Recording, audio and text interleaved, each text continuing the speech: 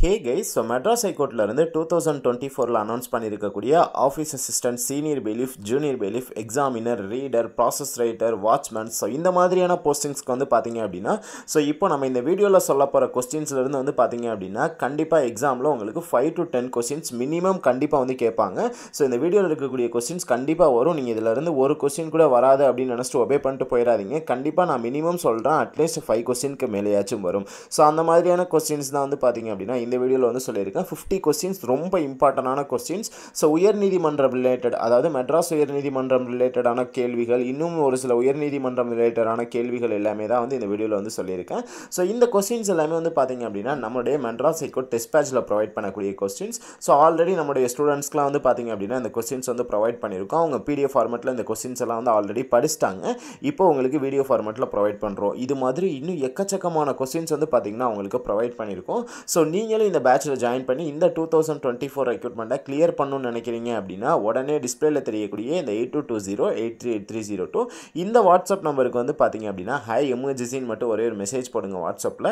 So payment பண்ணுறதுக்கான details send பண்ணுவோம். Payment பண்ணிட்டு நீங்கள் ஸ்க்ரீன்ஷாட் ஷேர் பண்ணிட்டு உங்களுடைய நேம் டிஸ்ட்ரிக்ட் சென்ட் பண்ணிட்டீங்க அப்படின்னா வித்தின் ஃபியூ மினிட்ஸ்க்குள்ளேயே உங்களுக்கு ஓவராலாக பார்த்தீங்க அப்படின்னா 10 மாடல் கொஸ்டின், ஸோ இந்த மாதிரியான ஸ்டடி மெட்டீரியல்ஸ் இம்பார்ட்டண்டான கொஸ்டின்ஸ் ப்ரொவைட் பண்ணுவோம். அண்ட் தென் பார்த்தீங்கன்னா 7 ப்ரீவியஸ் இயர் கொஸ்டின் ப்ரொவைட் பண்ணுவோம். ஸோ ஸ்டடி மெட்டீரியல்ஸ்னு பார்த்தோம்னா கம்ப்ளீட்டாக ஜென்ரல் தமிழுக்கு தேவையான ஃபுல் ஸ்டடி மெட்டீரியல்ஸ், ஆப்டிடியூடுக்கு தேவையான ஃபுல் ஸ்டடி மெட்டீரியல்ஸ், ஜென்ரல் நாலேஜ்க்கு தேவையான ஃபுல் ஸ்டடி மெட்டீரியல்ஸ்.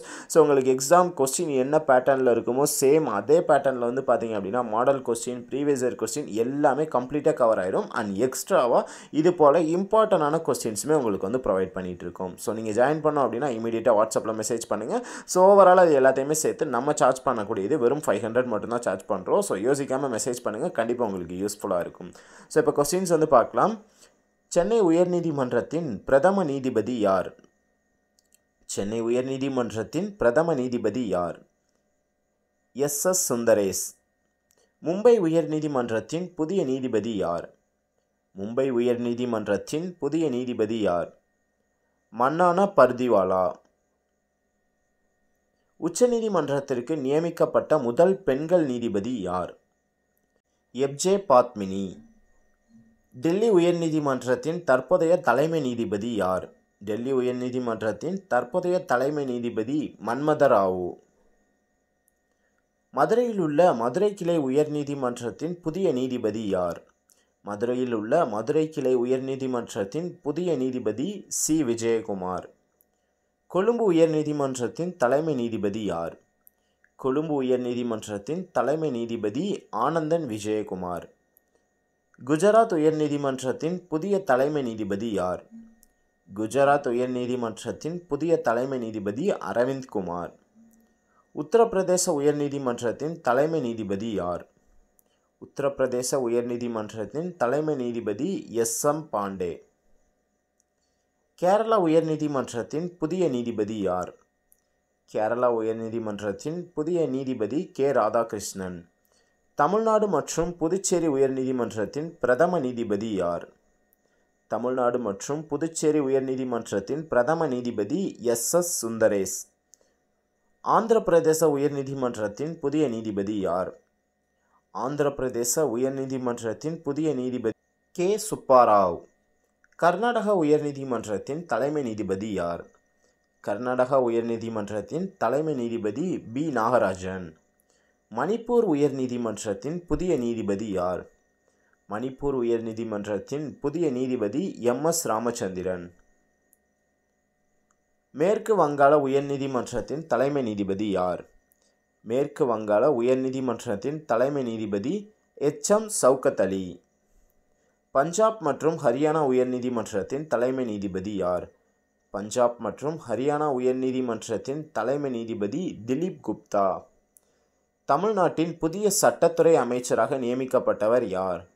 தமிழ்நாட்டின் புதிய சட்டத்துறை அமைச்சராக நியமிக்கப்பட்டவர் எஸ். தியாகராஜன். இந்திய உயர்நீதிமன்றம் எந்த ஆண்டு நிறுவப்பட்டது? இந்திய உயர்நீதிமன்றம் 1950ஆம் ஆண்டு நிறுவப்பட்டது. இந்தியாவில் எத்தனை உயர்நீதிமன்றங்கள் உள்ளன? இந்தியாவில் 25 உயர்நீதிமன்றங்கள் உள்ளன. உயர்நீதிமன்றத்தின் அலுவலகம் எங்கு உள்ளது? உயர்நீதிமன்றத்தின் அலுவலகம் பதிலமைந்த மாநிலத்தின் தலைநகரில் உள்ளது? தமிழ்நாடு உயர்நீதிமன்றத்தின் முதல் பெண் தலைமை நீதிபதி யார்? தமிழ்நாடு உயர்நீதிமன்றத்தின் முதல் பெண் தலைமை நீதிபதி யார்? எச். சுமதி. உயர்நீதிமன்றத்தில் கவர்னர் நியமனம் எத்தனை ஆண்டுகளுக்கு? உயர்நீதிமன்றத்தில் கவர்னர் நியமனம் 5 ஆண்டுகளுக்கு. கேரள உயர்நீதிமன்றத்தின் தலைமையகம் எங்கு உள்ளது? கேரள உயர்நீதிமன்றத்தின் தலைமையகம் கொச்சியில் உள்ளது. உச்சநீதிமன்றத்தின் முதல் தலைமை நீதிபதி யார்? உச்சநீதிமன்றத்தின் முதல் தலைமை நீதிபதி ஹரிலால் கேனியா. மும்பை உயர்நீதிமன்றம் எந்த ஆண்டு நிறுவப்பட்டது? மும்பை உயர்நீதிமன்றம் 1862ஆம் ஆண்டு நிறுவப்பட்டது. உயர்நீதிமன்றத்தில் பொதுமக்கள் எந்த வழியில் மனு செலுத்த முடியும்? உயர்நீதிமன்றத்தில் பொதுமக்கள் பொதுநல வழக்கு மனு செலுத்த முடியும். மதுரை உயர்நீதிமன்ற கிளையின் கட்டிடம் எப்போது திறக்கப்பட்டது? மதுரை உயர்நீதிமன்ற கிளையின் கட்டிடம் 2004இல் திறக்கப்பட்டது. கொழும்பு உயர்நீதிமன்றத்தின் கட்டிடம் எங்கு உள்ளது? கொழும்பு உயர்நீதிமன்றத்தின் கட்டிடம் கொழும்பு, இலங்கையில் உள்ளது. மாண்புமிகு ஜே. சுந்தரேஷ் எந்த மாநிலத்தின் உயர்நீதிமன்றத்தின் தலைமை நீதிபதி? மாண்புமிகு ஜே. சுந்தரேஷ் தமிழ்நாடு மாநிலத்தின் உயர்நீதிமன்றத்தின் தலைமை நீதிபதி. உத்தரப்பிரதேச உயர்நீதிமன்றத்தின் தலைமையகம் எங்கு உள்ளது? உத்தரப்பிரதேச உயர்நீதிமன்றத்தின் தலைமையகம் அலகாபாத்தில் உள்ளது. தமிழ்நாட்டில் உள்ள உயர்நீதிமன்றத்தின் பிரதான கிளைகள் எவை? தமிழ்நாட்டில் உள்ள உயர்நீதிமன்றத்தின் பிரதான கிளை சென்னை மற்றும் மதுரை. மணிப்பூர் உயர்நீதிமன்றத்தின் தலைமையகம் எங்கு உள்ளது? மணிப்பூர் உயர்நீதிமன்றத்தின் தலைமையகம் இம்பாலில் உள்ளது. இந்திய உயர்நீதிமன்றத்தின் நீதிபதிகள் எத்தனை பேர்? இந்திய உயர்நீதிமன்றத்தின் நீதிபதிகள் 34 பேர். மேற்கு வங்காள உயர்நீதிமன்றத்தின் தலைமையகம் எங்கு உள்ளது? மேற்கு வங்காள உயர்நீதிமன்றத்தின் தலைமையகம் கொல்கத்தாவில் உள்ளது. கர்நாடக உயர்நீதிமன்றத்தின் தலைமையகம் எங்கு உள்ளது? கர்நாடக உயர்நீதிமன்றத்தின் தலைமையகம் பெங்களூருவில் உள்ளது. பஞ்சாப் மற்றும் ஹரியானா உயர்நீதிமன்றத்தின் தலைமையகம் எங்கு உள்ளது? பஞ்சாப் மற்றும் ஹரியானா உயர்நீதிமன்றத்தின் தலைமையகம் சண்டிகாரில் உள்ளது.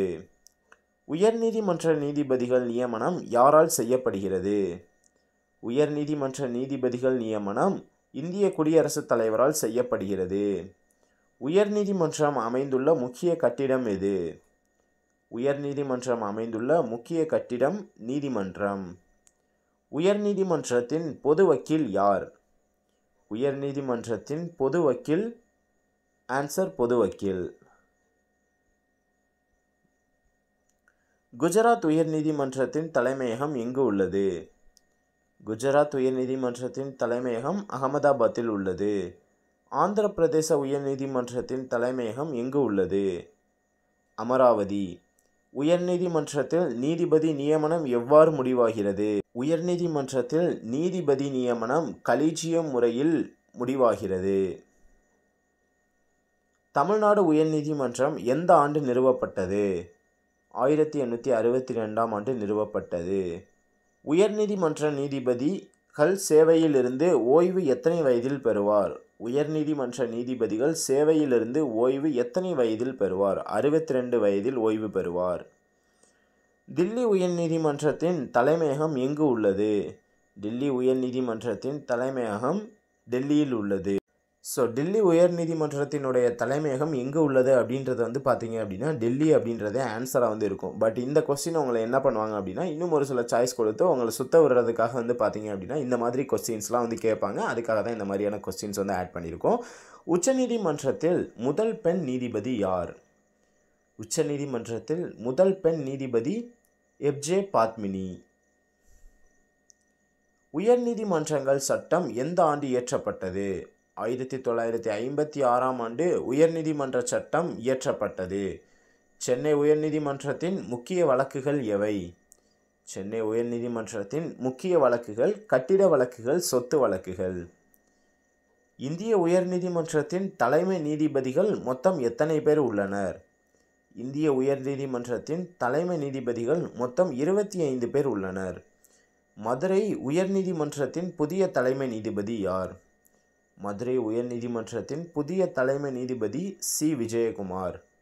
சென்னை உயர்நீதிமன்றத்தின் மொத்த நீதிபதிகள் எத்தனை பேர்? 75 பேர். சென்னை உயர்நீதிமன்றத்தின் மொத்த நீதிபதிகள் 75 பேர். ஸோ ஓவராலாக ஒரு 50 கொஸ்டின்ஸ் வந்து பார்த்துருந்தோம். இது மாதிரி நிறைய இம்பார்ட்டண்டான questions, previous year question, model question, study material, so ரொம்ப இம்பார்ட்டண்டான கொஸ்டின், ஸோ கரண்ட் அஃபேர்ஸ், இந்த மாதிரி எக்கச்சக்கமானது எல்லாமே நம்மளுடைய டெஸ்ட் பேஜில் வந்து கவர் பண்ணிகிட்டு இருக்கோம். ஸோ நீங்கள் இன்னும் நம்மளுடைய டெஸ்ட் பேஜில் ஜாயின் பண்ணல அப்படின்னா டிஸ்பிளேல தெரியக்கூடிய இந்த வாட்ஸ்அப் நம்பருக்கு ஹாய் எமர்ஜென்சின்னு மட்டும் ஒரே ஒரு மெசேஜ் போடுங்க. ஸோ பேமெண்ட் பண்ணுறதுக்கான டீட்டெயில்ஸ் வந்து சென்ட் பண்ணுவோம். பேமெண்ட் பண்ணிட்டு நீங்கள் ஸ்க்ரீன்ஷாட் அனுப்பிச்சிட்டு உங்கள் நேம், டிஸ்ட்ரிக்ட் அனுப்பிச்சுட்டு வித்தின் ஃபியூ மினிட்ஸ்க்குள்ளேயே உங்களுக்கு study materials, model question, previous year question எல்லாமே சென்ட் பண்ணிடுவோம். அண்ட் இன்னும் இருக்கக்கூடிய எக்ஸ்ட்ரா டெஸ்ட் எல்லாமே உங்களை தனியாக ஒரு வாட்ஸ்அப் குரூப்பில் வந்து ஆட் பண்ணி அந்த குரூப்பில் எல்லா டெஸ்ட்டுமே வந்து கண்டக்ட் பண்ணுவோம். கண்டிப்பாக உங்களால் இந்த 2024 ரெக்ரூட்மெண்ட்டை நம்மளுடைய மெட்டீரியல்ஸை ப்ரிப்பேர் பண்ணுறீங்க அப்படின்னா கிளியர் பண்ண. ஸோ பேட்சில் ஜாயின் பண்ணோம் அப்படின்னா இமீடியட்டாக வாட்ஸ்அப் பண்ணுங்கள். 2024 மெட்ராஸ் ஹைகோர்ட் ரெக்ரூட்மெண்ட்டில் உங்களை கிளியர் பண்ண வைக்க வேண்டியது எங்களுடைய பொறுப்பு. ஸோ நீங்கள் 500 பே பண்ணிட்டீங்க அப்படின்னா உங்களை கிளியர் பண்ண வைக்க வேண்டிய பொறுப்பு எங்ககிட்ட வந்துடுது. அதனால் கண்டிப்பாக உங்களை கிளியர் பண்ண வைக்க முடியும். ஸோ நீங்களும் நம்மளோட சேனலை சப்ஸ்கிரைப் பண்ணல அப்படின்னா இந்த வீடியோக்கு கீழே இருக்கக்கூடிய சப்ஸ்கிரைப் பட்டனை ப்ரெஸ் பண்ணிட்டு கூடிய பக்கத்தில் ஒரு பெல் ஐக்கான் வரும். அதை ப்ரெஸ் பண்ணி ஆல் என்ற ஆப்ஷனை செட் பண்ணிக்கிட்டிங்கன்னா நம்மளுடைய சேனலில் போஸ்ட் பண்ணக்கூடிய எல்லா வீடியோஸையுமே எப்போதுமே நீங்கள் மிஸ் பண்ணாமல் பார்க்க முடியும்.